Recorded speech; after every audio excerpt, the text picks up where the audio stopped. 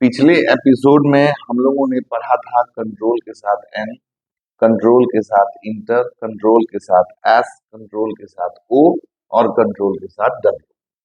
अब हम अगले बटन के बारे में आपको बताना चाहते हैं। आज हम समझेंगे कि किसी भी डॉक्यूमेंट का अगर हमें प्रिंट करना हो तो हम प्रिंट कैसे करेंगे। इसके लिए सबसे पहले हम वर्ड को ओपन करेंगे। वर्ड ओपन करना आप समझ गए होंगे। सबसे पहले ये मुद्दा बनता है कि हमको प्रिंट किसका करना है। सबसे पहले उस फाइल को ओपन करना चाहिए जिसका हमें प्रिंट करना है। तो मैं यहाँ किसी पुराने फाइल को ओपन करता हूँ जिसका मुझे प्रिंट करना है। अब रहा बात कि प्रिंट करने से पहले हमें प्रिंटर को चेक करना होगा कि भाई जो प्रिंटर से हम प्रिंट कर रहे हैं या करेंगे उसका डाटा केवल हमारे सीपीयू से कनेक्ट है कि नहीं, उसका पावर प्लग हमारे यूपीएस से कनेक्ट है कि नहीं, हमारा प्रिंटर ऑन है कि नहीं। इन सब बातों को पहले हम जज करेंगे, देखेंगे कि हाँ हमारा डाटा केबल कनेक्ट है, हमारा पावर प्लग कनेक्ट है, हमारा प्रिंटर ऑन है। उसके बाद हम कंट्रोल के साथ पी दबाएंगे।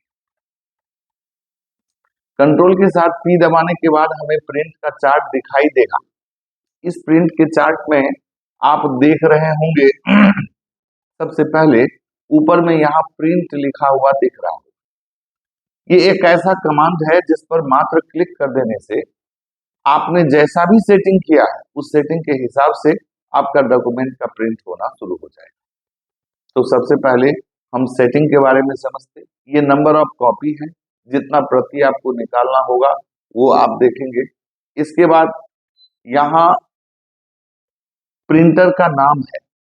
प्रिंटर के नाम कैसे चूज करेंगे, यहाँ लिखा हुआ दिख रहा होगा प्रिंटर।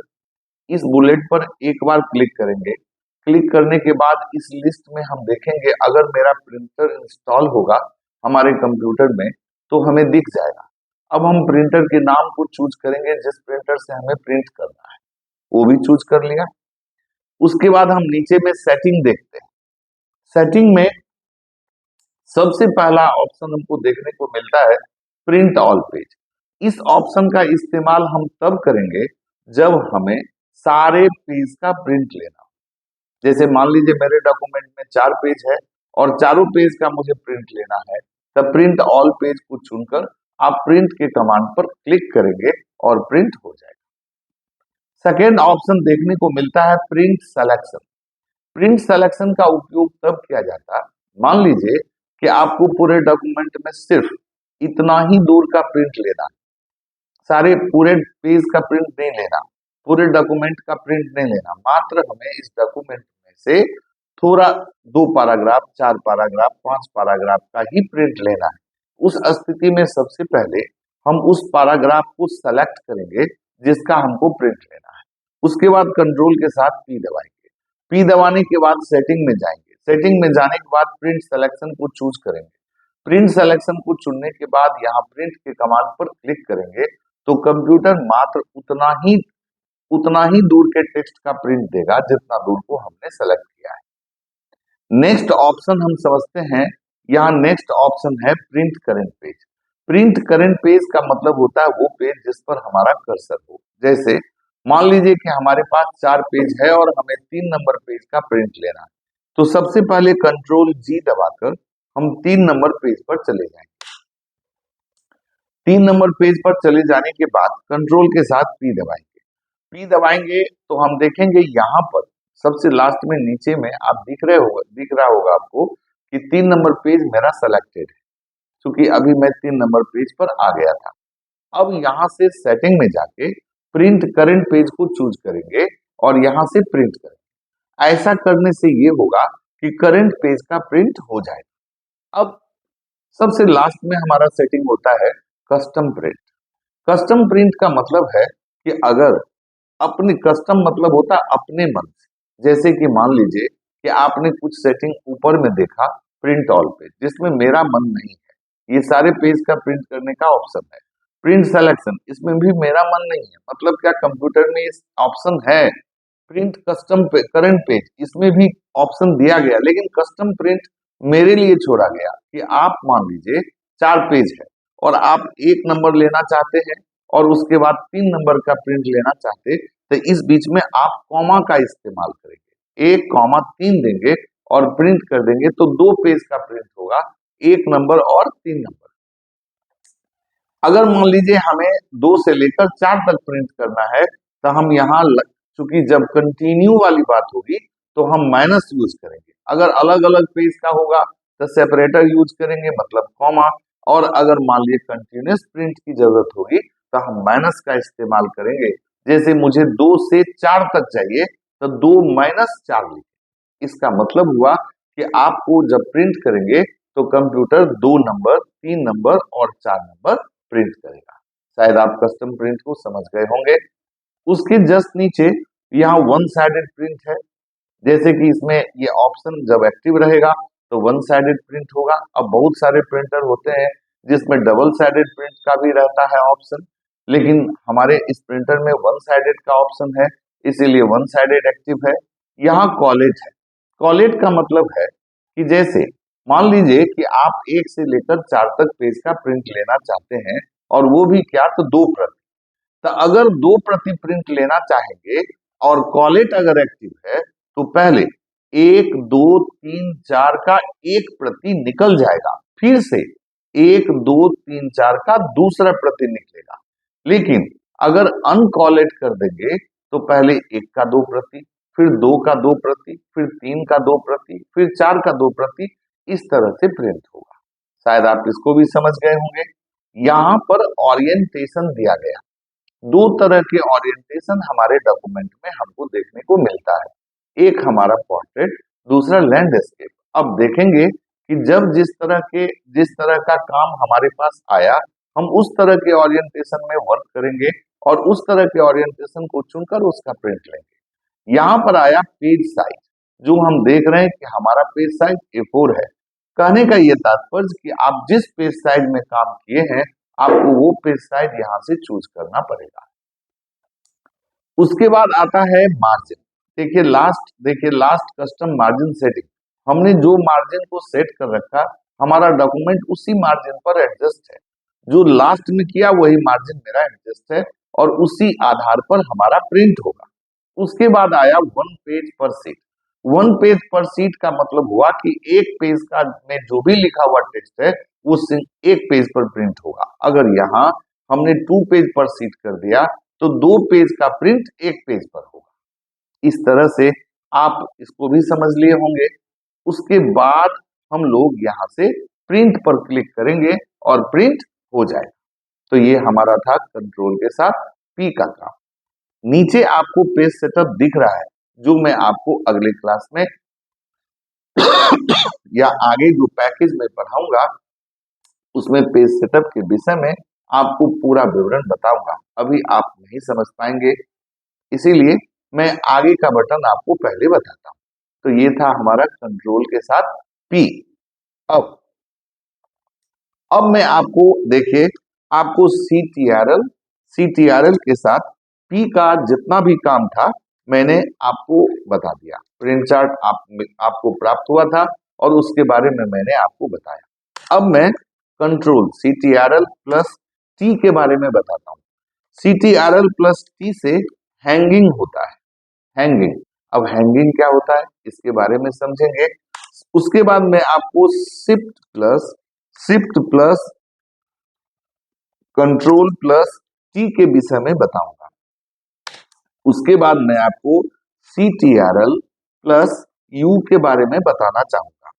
उसके बाद मैं आपको CTRL प्लस U के बाद shift plus control plus W के बारे में बताना चाहूंगा। उसके बाद मैं आपको CTRL प्लस Y के बारे में बताऊंगा और उसके बाद मैं आपको CTRL प्लस Z के बारे में बताऊंगा। बारी बारी से आप इसको देखने का प्रयास करें। सबसे पहला प्रिंट का चार्ट आपको मैंने समझा दिया। अब हम शिफ्ट कंट्रोल प्लस W और शिफ्ट कंट्रोल प्लस T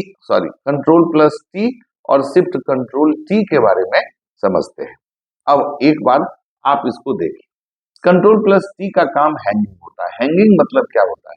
अगर बाय द वे किसी पैराग्राफ को आपने सेलेक्ट किया और आप चाहते हैं कि पहले लाइन को छोड़कर और बाकी जितने भी लाइन है वो थोड़ा सा आगे घिसक जाए, और थोड़ा सा क्या हैंगिंग का भी सेटिंग होता है पैराग्राफ सेक्शन में, जो मैं आपको वर्ड में बताऊंगा, लेकिन अभी आप देखिए जो सेट किया हुआ है उस हिसाब से ही हैंगिंग काम करेगा। कंट्रोल के साथ, जैसे कि मान लीजिए कि आप चाहते हैं पैराग्राफ का पहला लाइन को छोड़कर और बाकी लाइन आगे घिसक जाए, तो आप एक बार कंट्रोल के साथ टी दबाएं। हम लोग इससे पहले लेवल पढ़े थे, लेकिन आज हम हैंगिंग पढ़ रहे हैं। आप देख रहे होंगे कि पहले लाइन को छोड़कर और बाकी लाइन थोड़ा आगे खिसक गया। अगर हम कंट्रोल की दोबारा दबा दें तो वो देख लीजिए आप कि वो 1 इंच पे चला गया। अगर फिर कंट्रोल की दबाएं तो वो देखिए 1.5 इंच पे चला गया। इस तरह से एक बार कंट्रोल की दबाने से अभी 0.5 सेट है तो 0.5 इंच मूव होता है। अब अगर बाय द वे पुनः प्रीवियस कंडीशन में लाने की इच्छा हो तो आप शिफ्ट कंट्रोल के साथ टी दबाकर अपने लिखे हुए टेक्स्ट को, अपने आगे गए हुए लाइन को पीछे ला सकते हैं। तो आपने कंट्रोल के साथ टी और शिफ्ट कंट्रोल के साथ टी भी समझ लिया। अब हम आपको अंडरलाइन के बारे में बताऊंगा। कंट्रोल यू से अंडरलाइन होता है। अंडरलाइन का मतलब क्या? जैसे मान लीजिए लिखे गए टेक्स्ट में आपको अंडरलाइन की जरूरत है, तो आपको मैंने इससे पहले वैसे कंट्रोल डी में अंडरलाइन लगाने की व्यवस्था बताया था कि आप यहाँ से अंडरलाइन का स्टाइल जो भी चुनेंगे वो अंडरलाइन स्टाइल आप चुन सकते, यहाँ से अंडरलाइन की कलर को चुन सकते और आप ओके कर सकते। अंडरलाइन आप कंट्रोल डी से भी लगा सकते हैं, लेकिन उससे भी शॉर्ट टाइम में, कम समय में अगर आपको अंडरलाइन लगाना हो तो आप ओनली कंट्रोल के साथ यू दबाकर अंडरलाइन लगा सकते हैं। कंट्रोल के साथ यू दबाने के बाद जो अंडरलाइन लगता है उसमें आप अंडरलाइन का स्टाइल या कलर चुन नहीं सकते। इसमें बाय डिफॉल्ट जो लाइन या कलर एडजस्ट है सिर्फ वही लाइन और कलर अप्लाई होता है। आप देख रहे होंगे कि कंट्रोल डी में यह सुविधा था कि आप अंडरलाइन स्टाइल और अंडरलाइन कलर को चुनकर अंडरलाइन लगा सकते, लेकिन कंट्रोल यू में वो सुविधा उपलब्ध नहीं है। बाय डिफॉल्ट जो सेट है वो अंडरलाइन लग जाएगा। शायद आप समझ गए होंगे। अब मैं आपको शिफ्ट कंट्रोल प्लस डब्ल्यू बताता हूँ। Underline each word. Each word का मतलब हुआ, आप कंट्रोल डी में भी देखा था कि यहाँ मैंने आपको बताया था कि अगर प्रत्येक शब्द में अलग अलग अंडरलाइन की आवश्यकता हो तो आप वर्ड्स ओनली चुनकर बड़े आसानी से ओके कर देंगे, तो आप देखेंगे कि प्रत्येक शब्द में अलग अलग अंडरलाइन लग गया, जिसका shortcut button shift control plus W है। आप शिफ्ट कंट्रोल के साथ डब्ल्यू दबाकर ये काम बहुत कम समय में कर सकते हैं। उसके बाद मैं आपको कंट्रोल के साथ वाई और कंट्रोल के साथ जेड का काम बताता हूँ। कंट्रोल के साथ वाई का काम होता है क्या? Repeat the last action.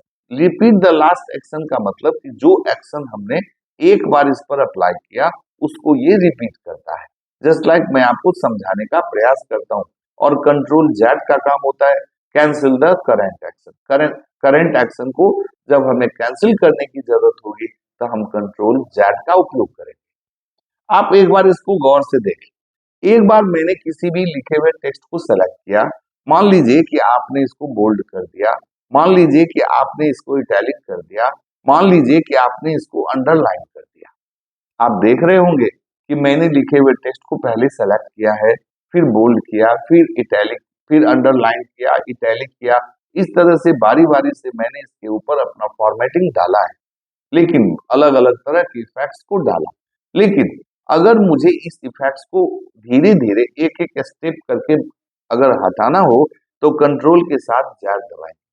एक एक स्टेप करके आप देख रहे हैं कि ये हट रहा है। एक बार मैंने कंट्रोल जेड दबाया तो देखिए अंडरलाइन हट गया। एक बार कंट्रोल के साथ जेड दबाया तो इटैलिक से इटैलिक का जो प्रभाव चला था वो खत्म हो गया। एक बार कंट्रोल जेड दबाया तो बोल्ड जो किया था मैंने वो हट गया। ये था कंट्रोल जेड जो करंट एक्शन को कैंसिल करने में हमारा मदद किया। लेकिन जब कंट्रोल वाई दबाएंगे तो उस एक्शन को ये रिपीट कर देगा। जैसे आप अभी कंट्रोल वाई दबाते हैं तो अगेन देखिए ये बोल्ड हो गया। अगर फिर कंट्रोल वाई दबाते हैं तो फिर से देखिए ये इटैलिक हो गया। फिर आप कंट्रोल वाई दबाते हैं तो फिर से देखिए ये अंडरलाइन हो गया। कहने का ये तात्पर्य कि कंट्रोल जेड एक्शन को कैंसिल करने में मदद करता है और कंट्रोल वाई एक्शन को रिपीट करने में मदद करता है। अतः आप यहाँ तक के बटन के विषय में हमारे हिसाब से समझ गए होंगे। फिर आगे मैं आपको अगले बटन के विषय में बताऊंगा अगले एपिसोड में। तब तक के लिए एक छोटा सा ब्रेक।